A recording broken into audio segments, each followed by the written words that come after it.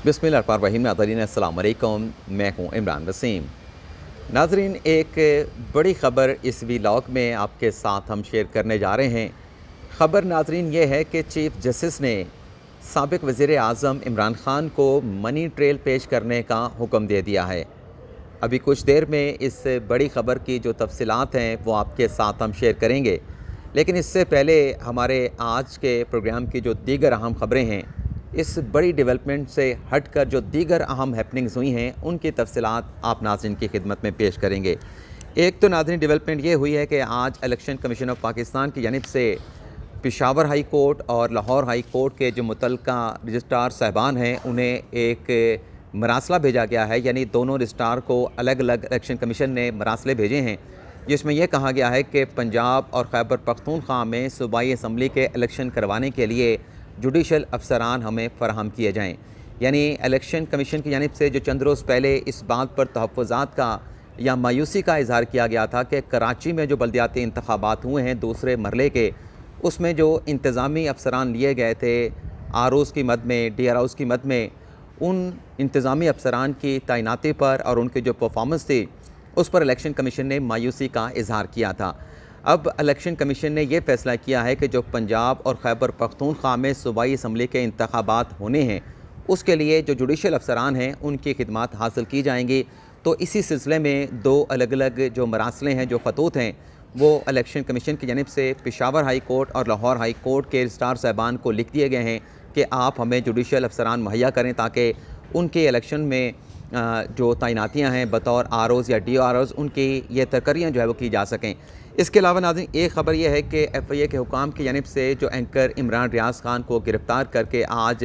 लाहौर में judicial magistrate ग़ुलाम मुस्तफ़ा की अदालत में पेश किया गया और FIA के हुकाम ने एंकर इमरान रियाज़ ख़ान के 14 रोज़ा जिस्मानी रिमांड की इस्तदा की। इसके बाद नाज़रीन जो इमरान रियाज़ ख़ान के वकील थे मियाँ इशफ़ाक़ अली, उनकी जानिब से भरपूर दलाइल दिए गए, तवील दलाइल दिए गए, जिसमें उन्होंने कहा कि कोई ऐसा जुर्म नहीं है जो एंकर इमरान रियाज़ ख़ान ने सरज़द किया हो जिसकी बिना के ऊपर उन्हें गिरफ़्तार ये किया गया है। उन्होंने अदालत से कहा कि ये मुकदमा बनता नहीं है, ये मुकदमा भी खारिज किया जाए और एंकर इमरान रियाज़ ख़ान को इस केस से डिस्चार्ज भी किया जाए। तो जुडिशल मजिस्ट्रेट ग़ुलाम मुस्तफ़ा ने दोनों जानिब के वकला के दलाइल सुनने के बाद फ़ैसला महफूज किया था और अब से कुछ देर पहले जब हम ये व्लॉग रिकॉर्ड कर रहे हैं वो महफूज किया गया, फ़ैसला अनाउंस कर दिया गया है। और फ़ैसला नाज़रीन ये है कि एंकर इमरान रियाज़ ख़ान को FIA के इस केस में जो है वो डिस्चार्ज कर दिया गया है, बरी कर दिया गया है। इसके अलावा नाज़रीन शेख रशीद साहब से मुतल्लिक़ दो बड़ी अहम ख़बरें हैं। एक तो आज जो शेख रशीद ने जुडिशल मजिस्ट्रेट फैज़ान हैदर गिलानी की अदालत में जो एक दरख्वास्त दायर की थी कि उन्हें वकला से और फैमिली के साथ मिलने दिया जाए, तो जज साहब ने शेख रशीद की दरख्वास्त का फ़ैसला सुना दिया है और फ़ैसला ये किया गया है कि ये जो दरख्वास्त है जो शेख रशीद ने आज अदालत में दी थी, इसे मुतल्लिका जो अपारा थाना है उसके SHO को भिजवा दिया और साथ में ये डायरेक्शन की है कि कानून के मुताबिक इस दरख्वास्त के ऊपर जो वकला हैं शेख रशीद के और जो उनकी फ़ैमिली के मेम्बरान हैं उनके साथ जो है वो शेख रशीद की मुलाकात करवाई जाए। इसके साथ नाज़रीन शेख रशीद साहब से मुतल्लिक़ एक और बड़ी अहम ख़बर है। कल जब उनका 2 रोज़ा जिस्मानी रिमांड दिया गया तो शेख साहब ने कमरा अदालत से बाहर आने के बाद ज़रदारी ख़ानदान से मुतल्लिक़ आसिफ़ अली ज़रदारी के हवाले से, बिलावल भुट्टो ज़रदारी के हवाले से जो ज़ुबान इस्तेमाल की, उस पे बज़ाहिर ऐसा लगता है कि वो गालियाँ देना, वो नामुनासिब अल्फाज और जो ज़ुबान का इस्तेमाल था वो शेख रशीद साहब को महंगा पड़ा है। और इस्लामाबाद में और मरी के बाद अब एक नया मुकदमा कराची के इलाका मंगोपेर का जो थाना है, माचको थाना, वहाँ पे शेख रशीद के ख़िलाफ़ जो है वो मुकदमा दर्ज कर लिया गया है। और इस सिलसिले में शेख रशीद को गिरफ़्तार करने के लिए यानी इस्लामाबाद से कराची ले जाने के लिए जो मुतल्लिका थाने का जो SHO है माचको थाने का, वो इस्लामाबाद पहुंच चुका है अपनी टीम के साथ कि कल जब शेख रशीद को अदालत में पेश किया जाएगा 2 दिन का जिस्मानी रिमांड ख़त्म होने के बाद, तो फिर शेख रशीद को जो है वो यहाँ से हिरासत में लेके जो सिंध की पुलिस है वो कराची रवाना होगी। तो ये एक बड़ी अहम डेवलपमेंट हुई है। और यहाँ पर आप नाज़रीन को ये भी बता दें, जो एक स्टांस लिया जाता है कि एक ही जो मुकदमा है वो उसकी मल्टीपल FIRs नहीं हो सकती, तो ये एक डिफरेंट मुकदमा है। इसमें गैर अखलाकी ज़ुबान इस्तेमाल करने के ऊपर ज़रदारी ख़ानदान के ख़िलाफ़ जो है इस इल्ज़ाम के ऊपर जो है वो शेख रशीद के ख़िलाफ़ इस FIR का इंदराज हुआ है। तो देखते हैं कि कल अदालत में इस सिलसिले में क्या डेवलपमेंट होती है। इसके अलावा नाज़रीन एंकर इमरान रियाज़ ख़ान को जिस रोज़ गिरफ़्तार किया गया उसी रोज़ ये ख़बरें भी सामने आईं कि मुस्लिम लीग काफ का जो परवेज़ इलाही साहब का ग्रुप है, जो धड़ा है, उनके जो सियासी एक मुआविन थे कानूनी मामलात के ऊपर, आमिर सईद रान साहब जो कि मारूफ वकील भी हैं, उनकी भी हिरासत जो है वो, उनकी भी गिरफ़्तारी भी की गई थी, लेकिन अभी तक ये पता चल नहीं पाया कि दरअसल आमिर सईद रान को गिरफ़्तार किसने किया है। तो इस हवाले से आज लाहौर हाई कोर्ट में एक दरख्वास्त दायर की गई और CCP लाहौर को उसमें तलब किया गया था। तो CCP लाहौर ने तो आज अदालत में आके स्टेटमेंट दिया है कि हम आमिर सईद रान की गिरफ़्तारी के हवाले से मुकम्मल तौर पर लाइलम हैं। तो जस्टिस शहराम सरवर ने यह हुक्म जारी किया है 6 फरवरी के लिए FIA को कि आमिर सईद रान की गिरफ़्तारी के हवाले से, उन्हें हिरासत में लेने के हवाले से FIA 6 फरवरी को अपनी रिपोर्ट जो है वो अदालत में पेश करे। इसके अलावा नाज़रीन एक डेवलपमेंट ये हुई है कि जो अभी पिछले व्लॉग में भी आपके साथ हमने ख़बर शेयर की कि इमरान खान साहब ने NA 193 से जो ज़िमनी इलेक्शन लड़ने का फ़ैसला किया था, वहाँ पर तो खान साहब ने अपने नॉमिनेशन पेपर्स वापस ले लिए हैं। लेकिन इसके अलावा जो 33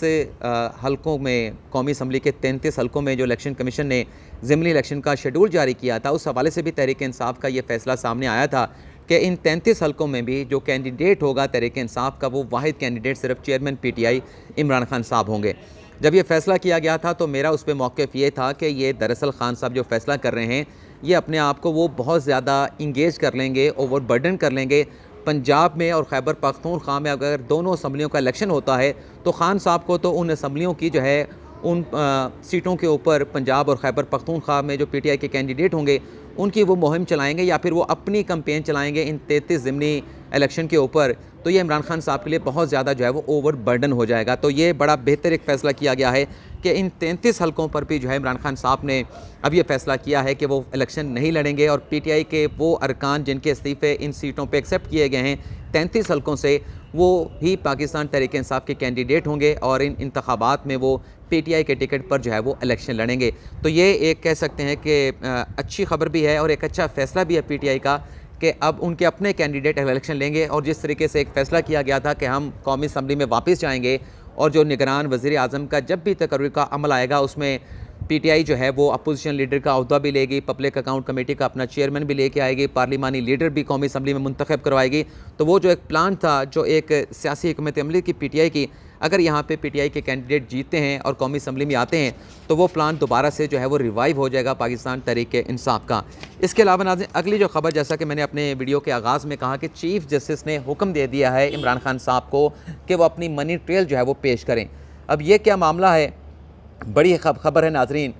कल नाज़रीन जो इस्लामाबाद हाई कोर्ट ने एक फ़ैसला सुनाया, जो ममनुआ फंडिंग केस में इलेक्शन कमीशन की जानिब से ये डिक्लेरेशन दिया गया था स्क्रूटनी कमेटी की रिपोर्ट के बाद कि PTI ने जो फंडिंग हासिल की है अपनी सियासी एक्टिविटीज़ के लिए, उसमें ऐसे ज़राए से फंडिंग हासिल की गई है जिसे कानून की नज़र में ममनुआ जो है वो ज़राए करार दिया गया है। तो इलेक्शन कमीशन ने तहरीक इंसाफ के ख़िलाफ़ फ़ैसला दिया, तहरीक इंसाफ को शोकास नोटिस जारी किया गया और यह कहा गया था कि ये जो हमने ज़राए जिनकी निशानदेही कर दी है कि आपने इनसे फ़ंडिंग नहीं लेनी थी लेकिन आपने फ़ंडिंग हासिल की, तो आप इसकी वजाहत करें। अगर आप वजाहत नहीं कर पाते तो फिर ये तमाम जो फ़ंड्स आपने इकट्ठे किए थे अपनी सियासी एक्टिविटीज़ के लिए, ये तमाम फ़ंड जो हैं वो बहक़ सरकार ज़ब्त कर लिए जाएंगे। इस फैसले के ख़िलाफ़ तहरीक इंसाफ ने लाहौर इस्लामाबाद हाई कोर्ट में अपील दायर की। 3 रुकनी बेंच बना जिसमें जस्टिस आमिर फ़ारूक थे, जस्टिस मियाँ गुल हसन औरंगज़ेब थे, जस्टिस बाबर सत्तार थे और इस केस में PTI की वकालत की थी साबिक़ अटॉर्नी जनरल अनवर मंसूर खान साहब ने। तो फ़ैसला अदालत ने 3 रुकनी बेंच ने महफूज कर लिया था। कल ये महफूज किया गया फ़ैसला अदालत ने सुना दिया था, जिसमें तहरीक इंसाफ की जो अपील थे उसे कबल-अज़-वक़्त करार देते जो है वो खारिज कर दिया गया था। अब नाज़रीन जो तहरीरी फ़ैसला 26 सफ़ात का सामने आया है, इस सफ़ात में, इन 26 सफ़ात के फ़ैसले में लिखा गया है कि PTI को अपनी मनी ट्रेल जो है, ये जो उन्होंने फ़ंडिंग हासिल की है, जिन्हें गैर ममनुआ ज़राए से फ़ंडिंग करार दिया गया है, इसकी इन्हें मनी ट्रेल देना होगी। 26 सफ़ात का नाज़रीन ये फ़ैसला जस्टिस बाबर सत्तार साहब ने तहरीर किया है और उस फैसले में ये कहा गया है 3 रुकनी बेंच की तरफ से कि ये जो अपील इलेक्शन कमीशन के फ़ैसले के ख़िलाफ़ PTI ने दायर की है, ये कबल-अज़-वक़्त है। फ़ैसले में नाज़रीन जो मंदरजात मैंने नोट किए हैं, जिसमें ख़बरियत है मेरे लिए और आपके लिए भी ख़बरियत होगी, जिसमें यह कहा गया है कि इलेक्शन कमीशन की जो फाइंडिंग थी, जिसमें यह करार दिया गया कि PTI ने ममनुआ ज़राए से फ़ंड्स हासिल किए हैं अपनी सियासी मामलात को चलाने के लिए, आगे बढ़ाने के लिए। ये इलेक्शन कमीशन की आर्जी जो है फंडिंग है, इसे हतमी फंडिंग करार नहीं दिया जा सकता। और फिर फैसले में कहा गया है कि चूँकि इलेक्शन कमीशन ने खुद शोकास नोटिस तहरीक इंसाफ को जारी कर दिया है, तो तहरीक इंसाफ को ये शोकास नोटिस जारी होने के बाद अपना जो मौक़िफ़ है कि क्योंकि उस शोकास नोटिस में कहा गया है कि आप वजाहत दें, बसूरत दीगर ये जो फ़ंड्स हैं इन्हें भाग के सरकार जब्त कर लिया जाएगा। तो अदालत ने अपने फैसले में लिखा है कि पीटीआई अपना मौक़िफ़ दे, यानी पीटीआई इलेक्शन कमीशन के सामने पेश होकर अपने ज़राए बताए कि किन लोगों से ये फंडिंग हासिल की थी, आया कि वो प्रोविडेंट जो है वो सोर्सेज थे या वो नॉन प्रोविडेंट सोर्सेज। तो ये तमाम जो मनी ट्रेल है ये इलेक्शन कमीशन के सामने पीटीआई पेश करे। और इसमें भी कहा गया है फैसले में कि अगर इलेक्शन कमीशन में पीटीआई अपना मौक़िफ़ देती है और उस मौक़िफ़ को इलेक्शन कमीशन दुरुस्त करार दे देता है तो फिर मामला ख़त्म हो जाएगा। लेकिन अगर इलेक्शन कमीशन इसके मौक़िफ़ के साथ मुतमिन नहीं होता कि जो मनी ट्रेल दी जाती है, जो मौक़िफ़ पीटीआई का इस मामले के ऊपर आता है और उसके ऊपर फिर इलेक्शन कमीशन का अगर अल्टीमेटली फ़ैसला तहरीक इंसाफ के ख़िलाफ़ आता है, तो फिर इस सूरत में जो पाकिस्तान तहरीक इंसाफ है वो अगरीब पार्टी अगर अपने आप को समझती है तो वो फिर इस्लामाबाद हाई कोर्ट में अपील दायर कर सकती है। और अदालत ने अपने फैसले में कहा है कि फ़िलहाल अदालत जो है इस मामले का जायज़ा इसलिए नहीं दे सकती क्योंकि शोकास नोटिस जो जारी किया गया उसमें तहरीक इंसाफ के पास मौका मौजूद है कि वो अपना मौक़िफ़ जो है वो इलेक्शन कमीशन के बेंच के सामने, इलेक्शन कमीशन के सामने पेश करे। और साथ में इस उम्मीद का इजहार भी इस फैसले में किया गया है कि हम उम्मीद करते हैं कि इलेक्शन कमीशन और वफाकी हुकूमत जो पीटीआई के बुनियादी हकूक़ हैं उन हकूक़ के ख़िलाफ़ वर्जी नहीं की जाएगी। इसके अलावा नाज़रीन एक और ख़बर यह है कि जो इमरान खान साहब ने नैब तरमीम को सुप्रीम कोर्ट में चैलेंज किया था, उस पर इमरान खान साहब के वकील ख्वाजा हारिस के दलाइल तो मुकम्मल हो गए थे दिसंबर के महीने में। इसके बाद नाज़रीन वफाकी हुकूमत के जो वकील थे मखदूम अली ख़ान, उन्होंने अपने दलाइल का आगाज़ किया था और उनके दलाइल मुकम्मल नहीं हुए थे कि एक लंबी तारीख़ पड़ गई। तो अब chief justice of Pakistan justice Umar Ata Bandial ने ये जो इमरान खान साहब की दरख्वास्त है नैब तरमीम के ख़िलाफ़, इसको भी जो है वो 7 फरवरी यानी अगले हफ्ते मंगल के रोज़ जो है वो समाअत के लिए मुकर्रर कर दिया गया है। और मंगल से दोबारा से जो वफाकी हुकूमत के वकील हैं मखदूम अली ख़ान, वो अपने दलाइल का आगाज़ करेंगे। और इस बेंच में आप नाज़रीन जानते हैं कि चीफ़ जस्टिस के साथ जस्टिस इजाज़ुल एहसन और जस्टिस मंसूर अली शाह जो हैं इस बेंच का हिस्सा हैं। तो ये था नाज़रीन आज का हमारा वीलॉग। आपसे इजाज़त चाहेंगे। अल्लाह ताला हम सबका हामी नासिर हो। अपनी ढेर सारी दुआओं में याद रखिएगा। अल्लाह हाफ़िज़।